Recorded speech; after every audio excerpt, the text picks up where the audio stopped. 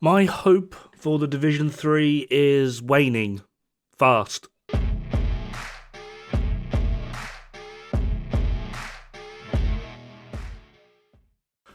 This actually has like a lot of prior context to it that involves other games, hence the showcases of other games in the background. However, this is just Ubisoft really being Ubisoft. I don't want to pin all of it on Massive, although they do have a massive part to play in this, pun intended, but it's very clearly more on the Ubisoft front because it does incorporate other games that aren't obviously developed by Massive but are still published by Ubisoft. Essentially, Ubisoft being the common denominator.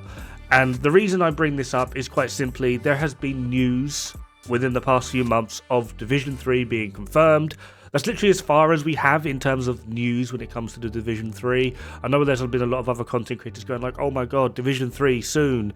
At the moment, it takes like, for a AAA game, AAA, it's taken like 5 to 7 years for a quick game to come out, and then 7 to 10 years for like the average at the moment. So if you're really, really hyped for Division 3, you're still looking at like a 5-year wait time. Easy 5-year wait time. So I wouldn't get too excited, to be perfectly honest. Maybe there's got something to show for it in about 3 years' time, but other than that, I really, really wouldn't actually get your hopes up, especially considering what I'm about to show you. Now, first on this list is Star Wars Outlaws, which is obviously developed by Massive Entertainment, who went down some absolute bizarre, virtue signally, I don't even know. It's just absolutely bizarre, to be perfectly honest. So for the low price of 2 weeks worth of shopping, you can basically be demonized on repeat, essentially, which is absolutely questionable. Now, the reason this game actually hit hot water is because the main character looks like Jabba the Hutt's adopted fetus. I don't even know what the hell I'm actually looking at. And the excuse that was given is apparently females are very, very difficult to code and put into the game. Need I remind you that this game is coming out on the 30th of August 2024. 2024 being the key point here.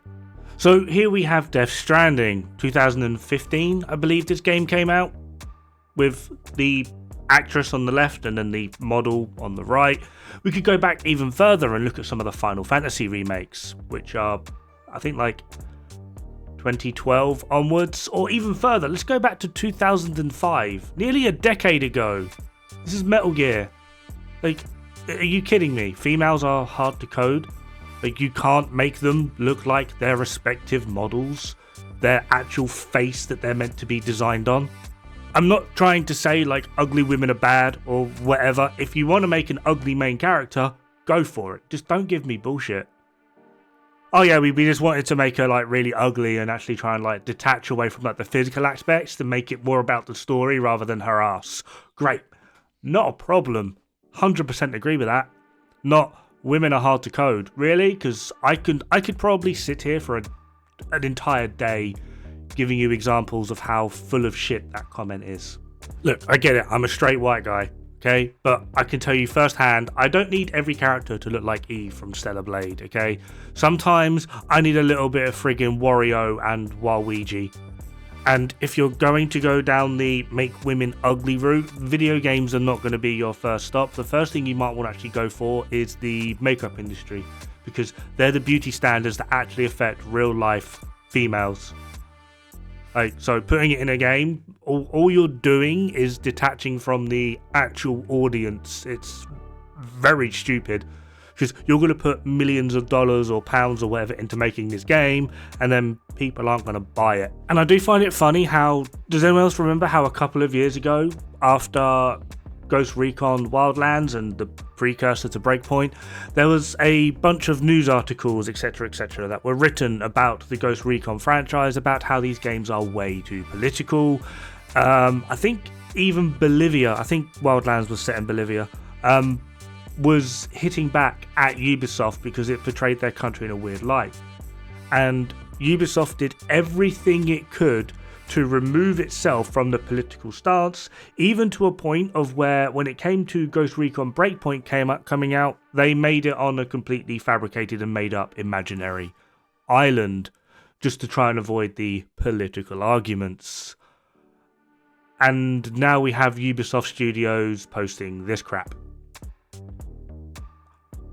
Hi Pot, I'm Kettle.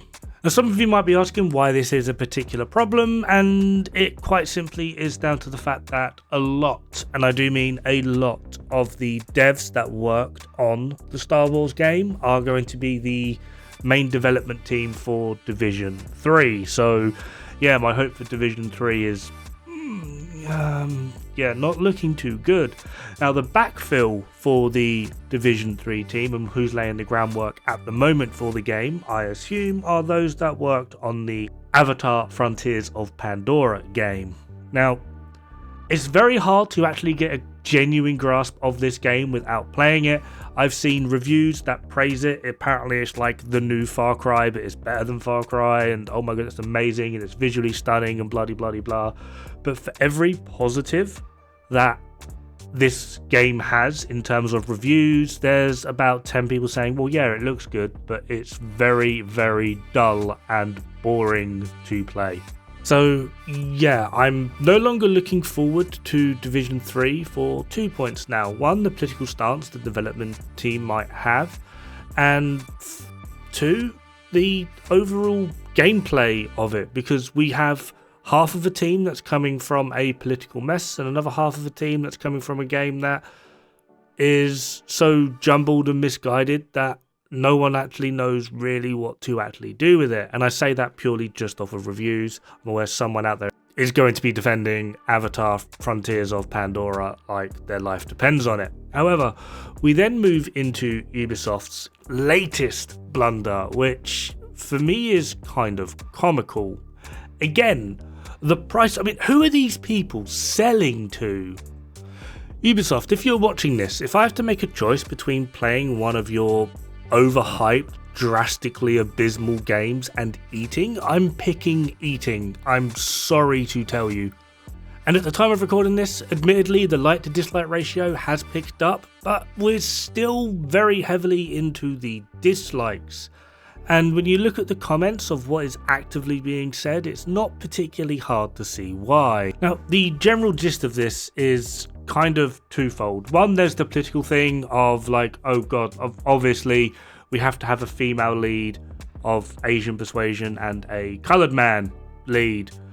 The main issue though that I personally see is the Japanese culture has always been very, very respectful. They are a very, very polite culture. They always do their best to represent XYZ as to the best of their ability. And I get that there is a thing called creative freedom. I do. However, I kind of feel like if you're going to very, very loosely base a game on what actually happened during a very important time in feudal Japan's history, you either stick to the facts or just don't do it. Like, respectfully, of course. And the reason I say this is simply because during the showcasing of the trailer, we are treated to one of the main protagonists, a man of colour, who I believe's name is Yasuke. Yasuke is actually, or part of, a story within Japanese culture. He was a slave that was, I'm probably going to butcher this story, but from what I can tell, he's a slave. He was captured by a feudal lord called Nobunaga Oda, who just took a liking to him, and he treated Yasuke with a bit of respect. He was a big, strong man. He gave him Nobunaga gave Yasuke some like bodyguards essentially, and Yasuke would go around and just do errands. He wasn't like a samurai. He wasn't like some amazing things. The stories surrounding this are actually quite indicative of a culture that just doesn't know anything beyond their own borders. Like, he would literally have his own servant scrub Yasuke to see if the black would come off. This is a documented case. The next thing is the female protagonist, the shinobi. We did have female shinobis. This is actually a documented thing. However, we had one clan of female shinobis. Now, the issue here is the story of Nobunaga and Yasuke is 1581 to 1582. It was a period of 15 months, and then I think Yasuke died in, I think it was a fire or something. It was called the Honono incident, but Yasuke died, sadly.